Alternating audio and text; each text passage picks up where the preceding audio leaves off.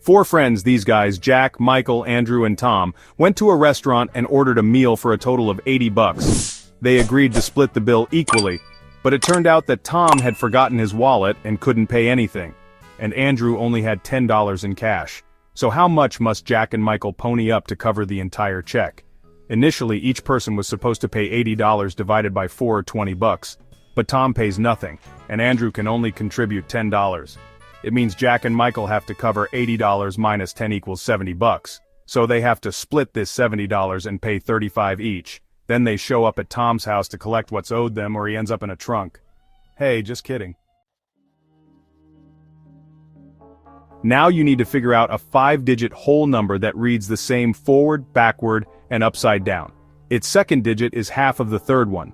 The fifth digit is the product of the first and the last ones. And the sum of all the digits is 10. You can pause the video to crack this puzzle. This number is 10,801. On a freezing cold January day, a man called the police and reported a car accident. A police officer who arrived to investigate had a coughing fit. So the driver opened his car and gave the officer a bottle of water. Then he told the police that he had parked the car near his house the day before, but when he came back the next day, the hood was damaged. The man claimed his neighbor had dropped some ice on his car while cleaning his roof. The neighbor denied these accusations. So, who was lying? The car owner. If his car had been outside for the whole night, the water in the bottle would have frozen. A bank has been robbed. The criminal, wearing a mask, ran outside right into the middle of a festival where many people were dressed exactly the same. How can the police figure out who to chase? The woman on the left is a happy bride wearing a ridiculously large ring, proudly showing everyone that she's about to marry a wealthy man. The man on the right is an astronaut. He got a tattoo of his mission because he loves his job and misses space. But the woman in the center is suspicious. What's inside that stroller? Well, that baby has a very odd shape. She hid the stolen money under a blanket, hoping no one would question a mother with a stroller. Eric got lost in a museum. While he was trying to find a way out, it got late. All the doors were closed. Finally, he saw 3 staircases. The first one was all covered in bizarre nettles with razor-sharp leaves and long spikes. The second had giant stinking flowers with a stench almost impossible to bear. And the third staircase was an impassable jungle of cacti. Which staircase should Eric choose? He should go down the second staircase. Even though the flowers are gross, hey, they're harmless. David loved mountain climbing, but his mother considered his hobby too dangerous. Once David's friend invited him on a rock climbing trip. David knew his mother would be against it, so he told her he would go fishing at the nearest lake. The woman agreed, but asked him to send a photo of him fishing. Hey, not much trust there, huh? Once David arrived at the foot of the mountain, he photoshopped a fishing photo and sent it to his mother. As soon as she saw it, she immediately realized it was a fake. How come? The woman knew it was snowing outside. It meant there had to be snow at the nearest lake too. Mr. Brown's sons found their dad unconscious on the floor of his office. The detective questioned each of the brothers separately. The eldest, David, said that when he had come in to feed the fish, his father had been fine. Marcus said that he had come in to discuss his business plans, and his father had given him great advice. And Lucas, the youngest, said that he had come to ask his father for his car to impress the girl he liked. The detective immediately realized who was lying. Have you figured it out? David said he had come to feed the fish, and indeed there's an aquarium in the office, but there are no fish in it. Someone got into Matthew's house during a severe rainstorm and took a lot of expensive stuff. The man called the police. They came over and started to interview the neighbors. Nicole said she lived alone and worked from home. She was inside the entire day. Jerry explained he was a chef in an Italian restaurant. He came back from work only a half an hour ago. Sophia told the police officers she hadn't left home because she was ill. Who's the thief? It's Nicole. She claimed she had been inside the entire day. But look at that wet umbrella in the corner.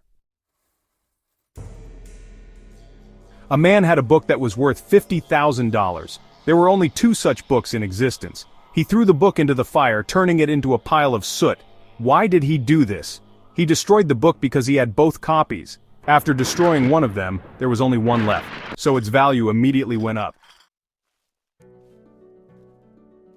Detective Adams arrived at the Museum of Modern Music because someone had stolen the legendary shoes that belonged to Elvis Presley.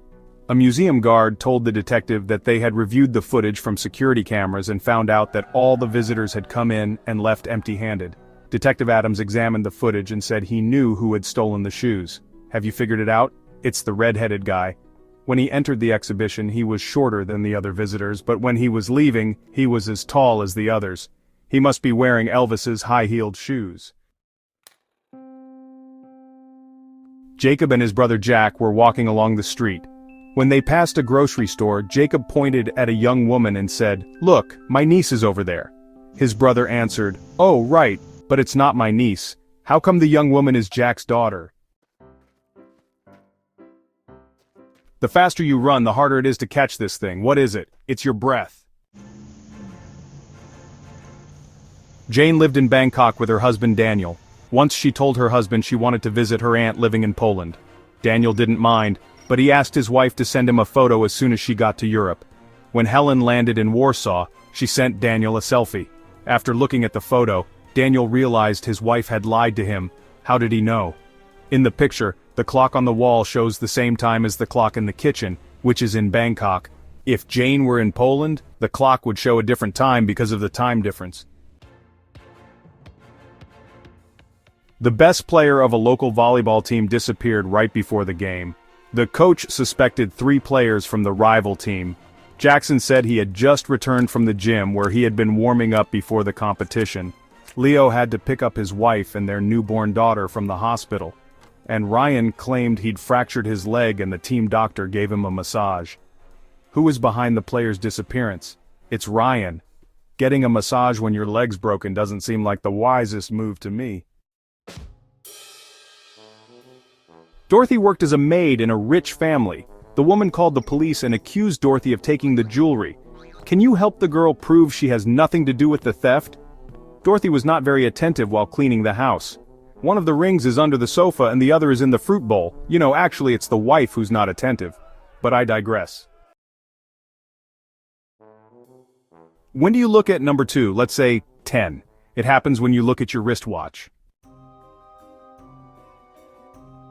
That's it for today. So, hey, if you pacified your curiosity, then give the video a like and share it with your friends. Or if you want more, just click on these videos and stay on the bright side.